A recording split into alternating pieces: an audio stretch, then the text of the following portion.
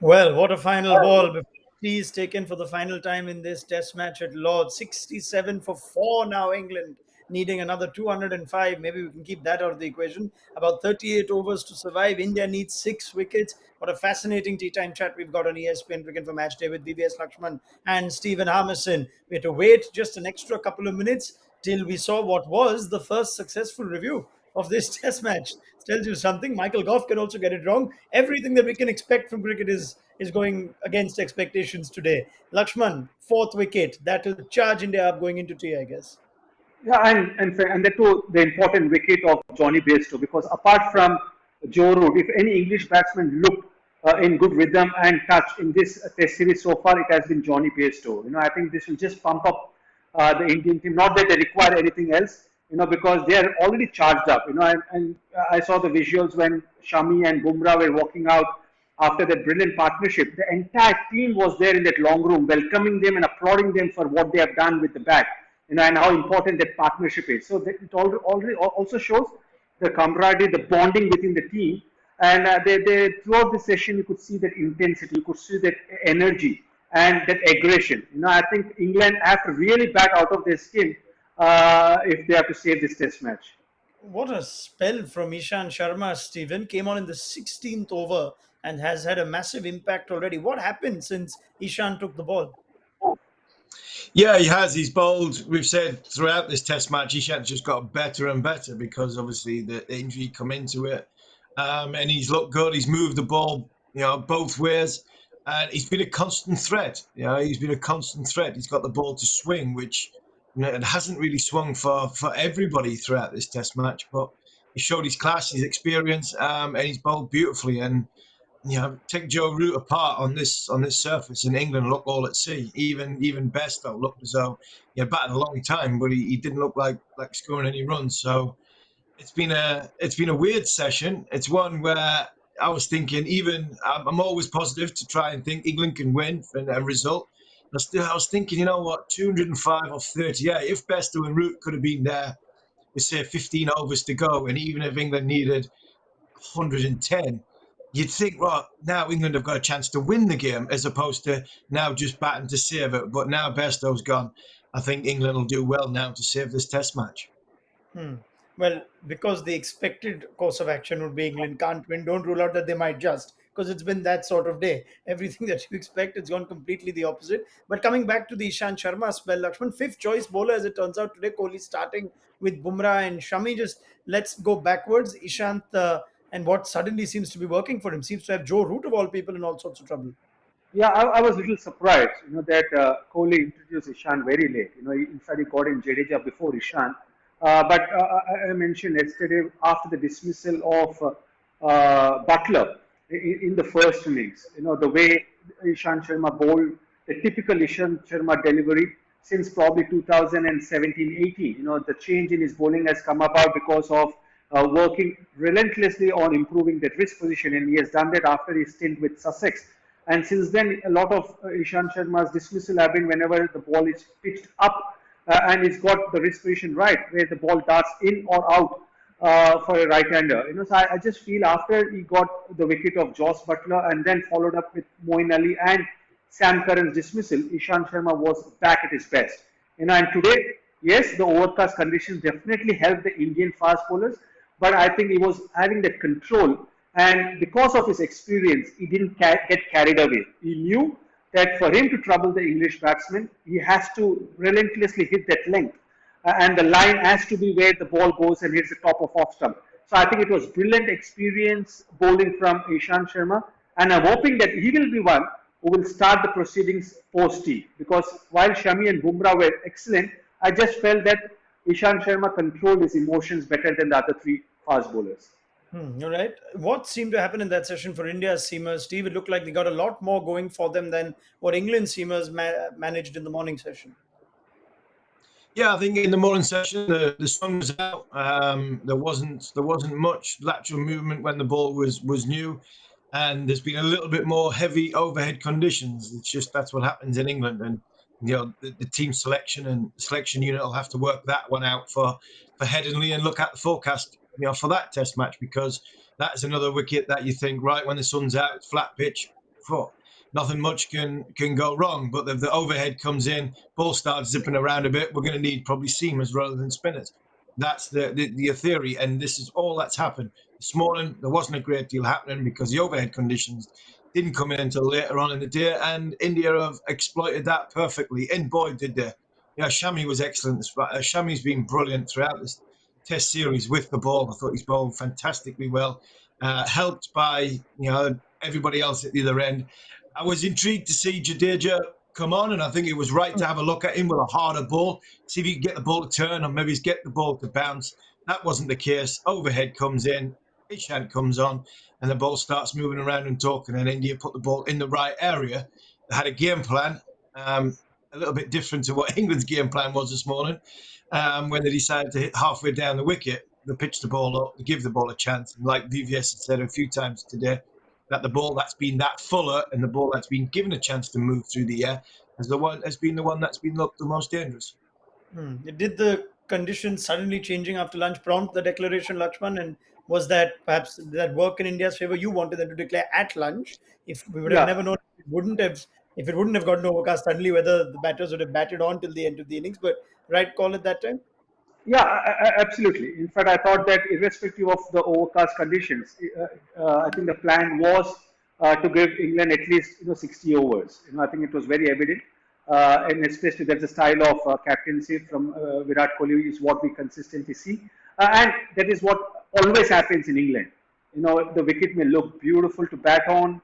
The bowlers may be not penetrative. The batsmen are dominating, and suddenly the change in the overhead conditions, and suddenly the ball does a lot. And that's always been the case in England. That's why, as a batsman, even though you get a start, even though you're on a score, you never feel confident, or you never feel that you're on top of the bowlers if there is a cloudy conditions up over, and then the ball suddenly starts to do a lot of things. But as a bowler, you have to be mindful that you have to use those conditions really well, and that's what exactly the Indian bowlers did.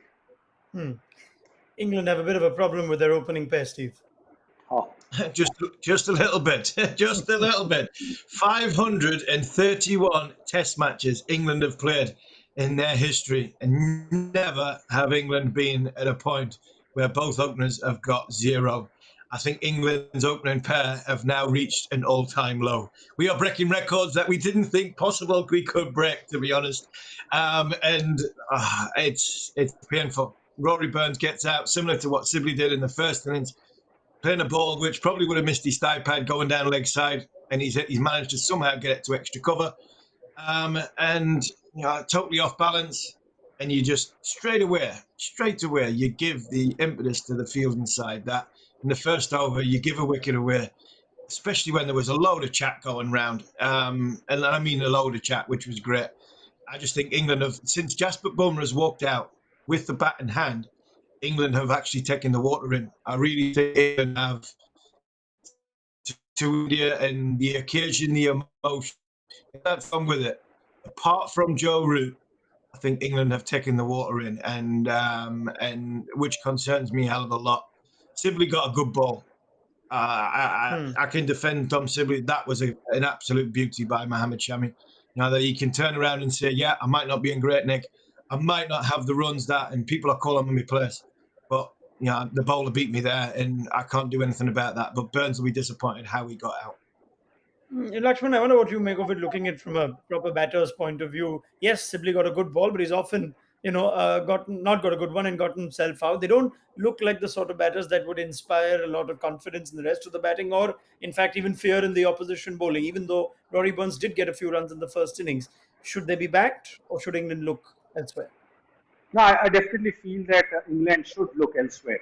Because for an opposition team, when you're playing in England, the top order makes a huge impact. And if you give an impression that you're not going to survive for a long period of time, even though the conditions are in favor of the batting unit, then I think it will be too much of responsibility and pressure on the middle order. And I think Joe Root has absorbed that pressure and done really well. But I think you should try and make a change, because at the moment, the kind of body language, the kind of technique which is on exhibition, I don't think that these guys will survive the kind of quality Indian bowlers are, and I think it's going to be very tough. But do they have other options? I think Steve can throw light on that. But do they have other options who can come and replace and do well in those important positions? Steve? The problem you've got, VVS, is the structure of English cricket at this moment in time is about as chaotic as our opening batsman. It is shambolic, to be fair. And what I mean by this is, just got it in front of me here. The last round of 40 games, so the red ball cricket was on 11th of July, and that was only 11th of July the week before. They played 2 40 games. The week before that, they hadn't played any 40 cricket for the best part of a month. So we've been another 6 weeks since then, since we've played red ball cricket. We're not England are not due to play another 40 game until the 30th of August. So you're trying to find a batsman who has either hit a lot of red cricket balls, developed a game which is in good form in an innings, can bat for 5 6 hours, faced a red ball which is brand new. All these question marks are coming in, and we haven't got a structure at this moment in time in England to really sort of say, right, the next cab off the rank is X, Joe Bloggs, who has actually scored any runs. So that's why there's a lot of chaos with what's going on in English cricket. If England do make a change at the top, it'll go straight back to Zach Crawley. Not saying England will be back to square one, but I actually think Zach Crawley would be a better option as an opener than maybe a Burns or a Sibley, because Zach Crawley looks to hit the ball. He looks to go harder at the ball if the ball is over pitched or bowled short. He looks to score. Bit of my time, Marcus Trescothick was with something similar, and what that does is it puts pressure straight back on the bowlers. VVS, you know better than anybody else because you played with the great Verinder Sehwag. If I bowled a ball that was over pitched, he belted me for 4, pressure on me. If I bowled short, he cut me for 4, pressure on me. At this minute in time, the 2 opening batsmen, even when they're getting bad balls, they're not punishing them and they're giving a chance to the bowlers to really create pressure. So for me, if there is a change, they'll have to go back to Zach Crawley because nobody else is playing any red ball cricket. Now, if you ask me, Ronak, and I'd like to see what Steve feels about it. There's a batsman who I admire a lot, and his name is James Vince. I don't know whether he still plays for Hampshire. I saw him score a brilliant 100 against Pakistan, where he absorbed the pressure, and when England were in trouble, he got a 100 and won the game for Pakistan.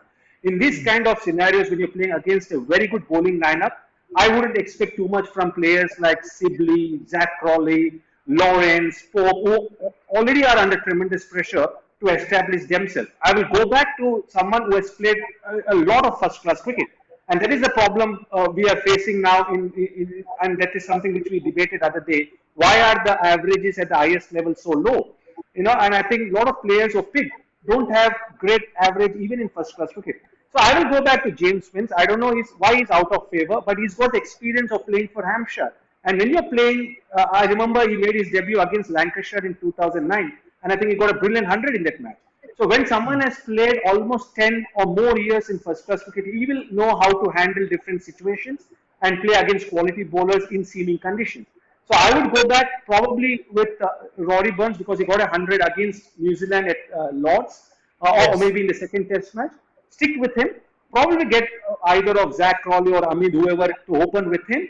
And then have someone like James Vince, who has got a pedigree as far as being a good first-class cricketer, and he's in good confidence, he's in good form in white ball cricket, and probably get him at number 3 and have Joe Root, Bairstow, Butler, and Moeen at their respective positions which they are at the moment.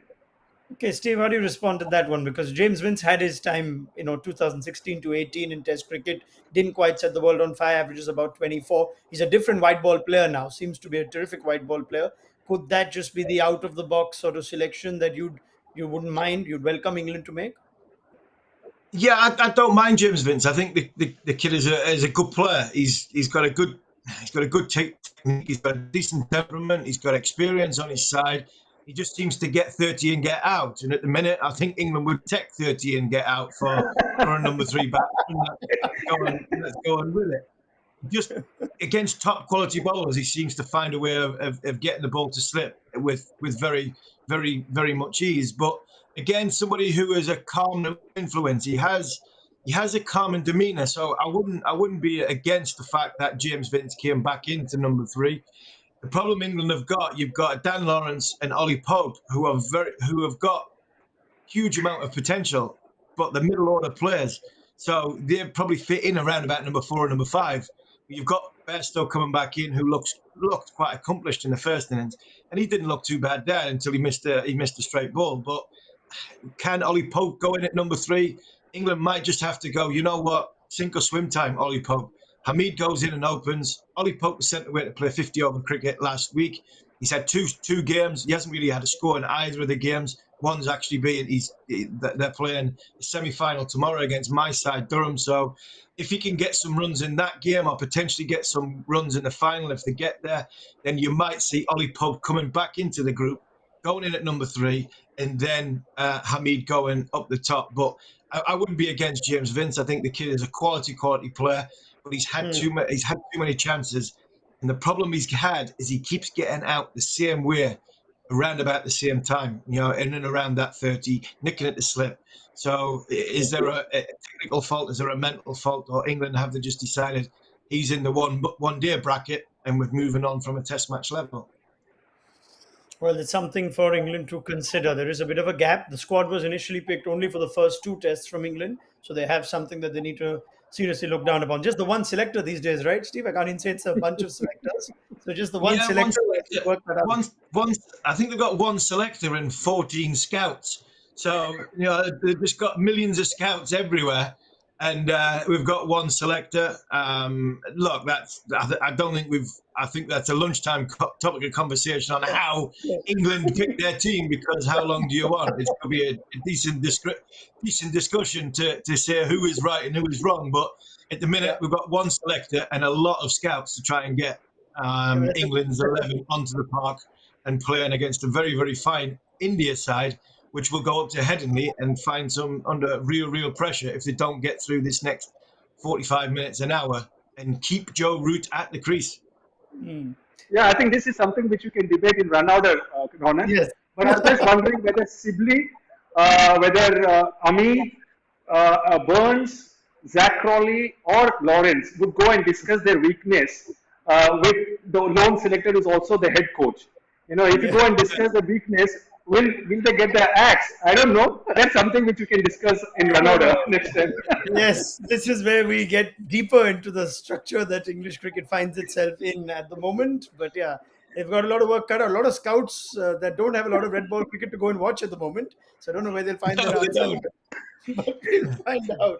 Anyway, on a very serious front, India will go into Headingley. Will they go in with the series still 0-0, or will they manage to get 6 wickets in this final session? Laxman, your thoughts? What's likely to happen in this final session of this test? Yeah, I'm backing India to win this game. All right, simple as that. Stephen? Root to hang on and potentially get another 100. Well, that's both of them are as likely. It looks like it's India versus Joe Root. It's that simple. If Root bats the session, maybe England will somehow survive. We'll pick up the chat with Stephen Harmison and VVS Laxman at the end. Thank you, gentlemen. It's been a fascinating test match. It goes down to the very last session. We're thrilled that weather's not played spoils. There's a little bit of drizzle around in that session. Let's hope we don't have a premature ending. We have as many as 38 overs that can be bowled in this session if India speeded up with the over 8 and there aren't too many delays. Keep an eye out for Ishant Sharma as his tail up. And of course, now there is a middle order which is short of runs that is also exposed for England. We'll pick up the conversation and wrap the test match at ESPN Cricket for Match Day at the end.